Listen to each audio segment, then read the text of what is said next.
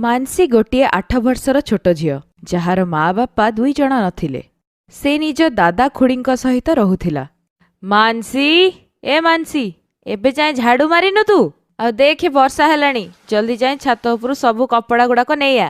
एबे आणुची खुड़ी वर्षा बहुत जोरे होउची कौन करिबी जल्दी जल्दी कपड़ा काढ़ी दउची नले खुड़ी बहुत मारिबे। दीपा मो झियो ने क्षीर सेथिरे बादाम पड़ीची गरम गरम पी दे वर्षा ऋतु ना।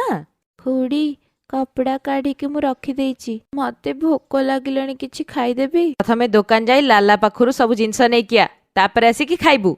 खुड़ी वर्षा बहुत जोरे होउची किछि समय परे गले हबो। एते जोरे भी होनी मो भासी जिबु जेमिति जा नै कि आसे। मानसी लगाण वर्षा रे जिनिस किनिबाकू गला आ पूरा पूरी से भिजिकी आसिला। हालो हालो ए कोन पूरा चीनी वर्षा रे भिजै देलु तू आजी मल्लू मो हातरू। सुधा मानसी को थापड़ परे थापड़ मारी चलुथिला। हइलो अंधुणी आखि फुटी जाइछि आखिउ देखा गलानी जे चीनी भिजी जाइछि आजी तते खाइबाकू मिलिबनी जमारू। अरे अरे अरे अरे सुधा एते जोरे काहे की मारुचु पागल हे गलुनी छोट छुआटा से चीनी तो भिजी जाइछि आउरी आसी जिवो। तमे मुह बंद रख पैसा गछरे होउनी जे सब जिंस नष्ट करी जा वर्षा रे ठिया हो एटा होची तो दंड। सुधा मानसी को घर बाहर वर्षा रे भिजिबा पई ठिया कर देइथिला।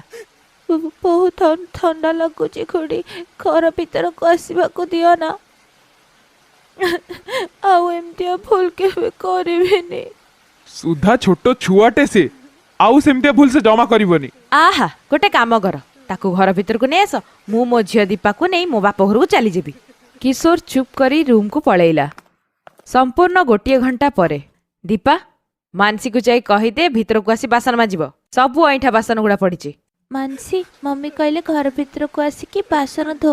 मानसी भिजी जाइथिबा कपड़ा रे बासन धोउथिला।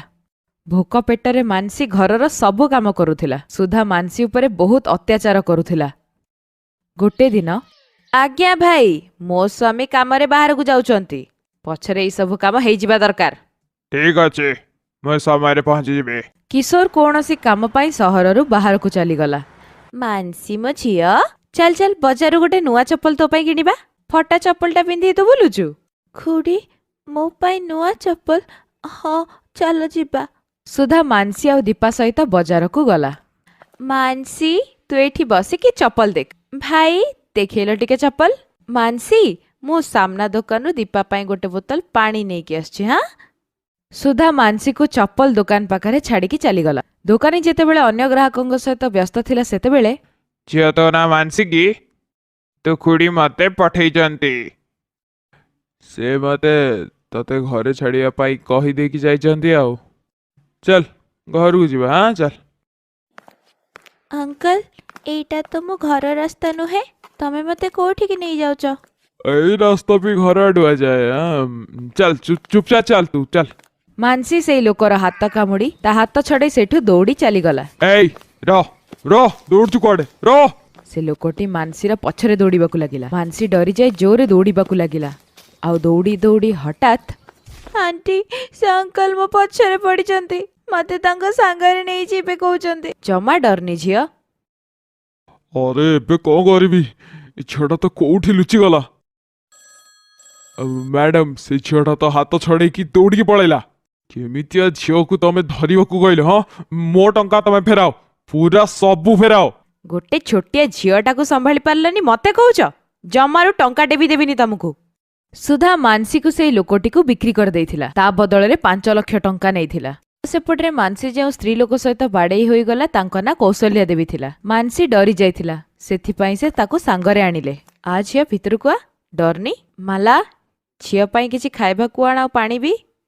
दीदी ये किए मो बाजारू जिनस किनिकी बाहर थिली ए झियो दौड़ी दौड़ी आसी हठात मध्यरे बाड़ेई होई गला गोटे लोक को डरिकी। मानसी जेते बेले खाउथिला सेते बेले झियो तमा ना कोन। आंटी मो ना मानसी मो खुड़ी मते बाजार रे एकुटिया छाड़ी के चली गले आ से खराब अंकल कहले कि मु तते घरे छाड़ी देबी किंतु से मते आउ कोठी के नहीं जिबा को लागिले। मानसी कांदी कांदी कौशल्या को सब कथा कहिला। तू मानसी एठी जमारू डरनी एबे तू एठी रहबू एठी तते डरिबा जमारू दरकार नाही। माला मानसी रहिबा पई सब छुआंक सहित व्यवस्था करि दियो। ସେ ଏବେ ଆମ ଅନାଥ ଆଶ୍ରମରେ ହିଁ ରହିବ। କୌଶଲ୍ୟା ଗୋଟିଏ ଛୋଟିଆ ଅନାଥ ଆଶ୍ରମ ଚଲାଉଥିଲା ଆଉ ଗରିବ ଛୁଆଙ୍କର ସାହାଯ୍ୟ କରୁଥିଲା। ସେପଟେ କିଶୋର ଯେତେବେଳେ ଘରକୁ ଆସିଲା, ମାନସୀକୁ ନଜରରେ ପାଇଲାନି। କିଶୋର ସୁଧାକୁ ପଚାରିଲା, ମାନସୀ କୋଉଠି ଦେଖାଯାଉନି, କୁଆଡେ ଯାଇଛି କି? ଏଇଠି କୋଉଠି ଥିବ ଆଉ। କିଶୋର ଯେତେବେଳେ ଘର ଭିତରକୁ ଗଲା, ସେତେବେଳେ ସେ ଲୋକଟିର ସୁଧାକୁ କଲ୍ ଆସିଲା। ଅନ୍ୟ ଫୋନରେ କିଶୋର ତା ସ୍ତ୍ରୀ ଆଉ ସେ ଲୋକଟିର କଥା ସବୁ ଶୁଣିନେଲା। ଏଇ ତୁ ବୋଧେ ମତେ ଜାଣିନୁ, କଲ୍ଲୁ ଠାରୁ ଏଇ ସବୁ ଏରିଆରେ ନାରୁ ଲୋକମାନେ ଡରି ଯାଆନ୍ତି। ତୁ ଭୁଲ ଲୋକ ସହିତ ପଙ୍ଗା ନେଇଛୁ, ବୁଝିଲୁ? ଦେଖ କଲୁ, ଧୀରେ କଥାବାର୍ତ୍ତା କର, ମୋ ସ୍ୱାମୀ ଆସିଗଲେଣି। ସେ ଯଦି ତମ ମୋର କଥା ଶୁଣିବେ ତାହେଲେ ଆମେ ନିଶ୍ଚୟ ଜେଲ୍ ଯିବା। ମାନସୀର ଅପହରଣ କଥା ଯଦି ତାଙ୍କୁ ଜଣା ପଡିଗଲା, ଆମକୁ ଆଉ କେହି ବଞ୍ଚେଇ ପାରିବେନି। ମତେ କିଛି ଶୁଣିବାର ନାହିଁ। ମତେ ମୋ 5 ଲକ୍ଷ ଟଙ୍କା ଫେରା ଆଉ ମୋର ହିସାବ ଦିଅ। ଠିକ ଅଛି, ମୁଁ ଟଙ୍କା ଫେରେଇ ଦେବି, କିଛି ସମୟ ଦେ। ସୁଧା ଫୋନ ରଖିଦେଲା। ସେତେବେଳେ କଣ ତମେ ମାନସୀକୁ ଗୋଟେ ଗୁଣ୍ଡା ହାତରେ ବିକ୍ରି କରିଛ? ସୁଧା, ତମେ ଆଉ କେତେ ତଳକୁ ଖସିଥାନ୍ତ? ବିଚାରା ବିନା ମା ବାପାର ଛୁଆଟାକୁ ତମେ ବିକ୍ରି କରିଦେଲ। ତୁ ଗୋଟେ ସ୍ତ୍ରୀ କି ଗୋଟେ ମା କହିବାର ଯୋଗ୍ୟ ନୁହେଁ। କୋଉଠି ରହୁଛି ସେ ଗୁଣ୍ଡା କହ। ଚାଲ, ଜଲ୍ଦି ଚାଲ ମୋ ସହିତ। କିଶୋର ସୁଧାକୁ ବହୁତ ଜୋରେ ଶକ୍ତ ଚାପୁଡା ମାରିଲା ଆଉ କଲ୍ଲୁର ଘର ଆଡକୁ ଚାଲିଲା। କହ କହ, ମୋ ଝିଆରୀ ମାନସୀ କୋଉଠି ଅଛି? କହ କହ କୋଉଠି ଅଛି, ନହେଲେ ମୁଁ ତ ରକ୍ତ ପିଇଯିବି। କହ।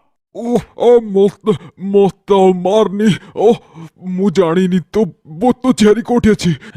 ତୁ ଜମାରୁ ମାନିବୁନି ନାଇଁ? ରହ, ତ ପୋଲିସକୁ ଡାକୁଛି ନା, ସବୁ କହିବୁ। କିଶୋର ପୋଲିସକୁ ଫୋନ କଲା ଆଉ ପୋଲିସ ଆସିକି କଲ୍ଲୁକୁ ପଚାରିଲେ। କିଶୋର ବାବୁ, ଆମ ପାଖରେ ଗୋଟେ ଅନାଥ ଆଶ୍ରମରେ ଗୋଟେ ଝିଅ ମିଳିଥିବାର ସନ୍ଧାନ ଆସିଛି। ଥରେ ଯାଇକି ସେ ଆଶ୍ରମ ବୁଲି ଦେଇକି ଆସିବା। କଲ୍ଲୁକୁ ଆରେଷ୍ଟ କର ରେ। ନମସ୍କାର କୌଶଲ୍ୟା ମ୍ୟାଡାମ, ଆପଣ ଯୋଉ ଗୋଟେ ଛୁଆ ପାଇଥିବାର ସନ୍ଧାନ ଆମକୁ ଦେଇଥିଲେ। ଆଜ୍ଞା ଇନ୍ସପେକ୍ଟର ବାବୁ, ମୁଁ ଏବେ ତାକୁ ଡାକୁଛି। ମାଲା, ମାନସୀକୁ ନେଇ ଆସ। ଦାଦା। ମାନସୀ, ମାନସୀ ମୋ ଝିଅ, ମତେ କ୍ଷମା କରିଦେରେ ମା। ତୋର ଏ ଅବସ୍ଥା ମୋର ପାଇଁ, ସବୁ ମୋ ପାଇଁ। ଆପଣଙ୍କୁ ଜଣା ବି ଅଛି ମାନସୀକୁ ଏ ଗୁଣ୍ଡା ହାତରେ ବିକ୍ରି କରିଛନ୍ତି? ତମେ ଜଣେ ମା ହେଇକି ଏ ନିରୀହ ଛୁଆକୁ, ଗୋଟିଏ ଖରାପ ଲୋକକୁ ତମେ ଟଙ୍କା ପାଇଁ ବିକ୍ରି କଲ? ମା ବାପା ନାହିଁ, ଅନାଥ ଛୁଆ ବୋଲି ତମେ ଏମିତି କରୁଛ? ଇନ୍ସପେକ୍ଟର ବାବୁ, ଆପଣ ସୁଧାକୁ ଜେଲ ନେଇଯାଆନ୍ତୁ। କିଶୋର, ମତେ କ୍ଷମା କରିଦିଅ, ମୁଁ ଭୁଲ କରିଦେଇଛି। ଦାଦା, ତମେ ଖୁଡିଙ୍କୁ ଜେଲ ପଠାଅନି, ତାଙ୍କୁ କ୍ଷମା କରିଦିଅ। ଦେଖ ସୁଧା, ନିଜ ଆଖି ଖୋଲିକି ଦେଖ। ତୁ ଏଇ ଝିଅଟା ଏବେ ବି ତୋରି ବିଷୟରେ ଭାବୁଛି। କୌଶଲ୍ୟା ମ୍ୟାଡାମ, ଯଦି ଆପଣ ଆଜି ନଥାନ୍ତେ ତାହେଲେ ମାନସୀର କଣ ହେଇଥାନ୍ତା? କୌଶଲ୍ୟା ମ୍ୟାଡାମ, ଆପଣଙ୍କୁ ବହୁତ ବହୁତ ଧନ୍ୟବାଦ। କିଶୋର ବାବୁ, ଅନାଥ ପିଲାଙ୍କର ସହାୟତା ପାଇଁ ମୁଁ ସବୁବେଳେ ତତ୍ପର। ସେଇଥିପାଇଁ ଅନାଥ ଆଶ୍ରମରେ ଅସହାୟ ଛୁଆଙ୍କୁ ଆମେ ସାହାଯ୍ୟ କରିଥାଉ। ମାନସୀ, ତମେ ନିଜ ଦାଦାଙ୍କ ସହ ଘରକୁ ଯାଅ। କିଶୋର ବାବୁ, ମାନସୀ ଏବେ ଆପଣଙ୍କ ଦାୟିତ୍ୱ, ତାର ଧ୍ୟାନ ରଖୁଥିବେ। ମାନସୀ ମୋ ଝିଅ, ମତେ କ୍ଷମା କରିଦେ। ମୁଁ ଆଉ କେବେ ବି ତତେ ମାର ମମତାଠୁ ଦୂରେଇ ଦେବିନି। ମାନସୀ ଖୁସି ଖୁସି ତା ଦାଦା ଖୁଡିଙ୍କ ସହିତ ଘରକୁ ଚାଲିଗଲା। କୌଶଲ୍ୟା ଦେବୀଙ୍କ ପାଇଁ ଆଜି ମାନସୀ ଖୁସି ମନରେ ତା ଦାଦା ଖୁଡିଙ୍କ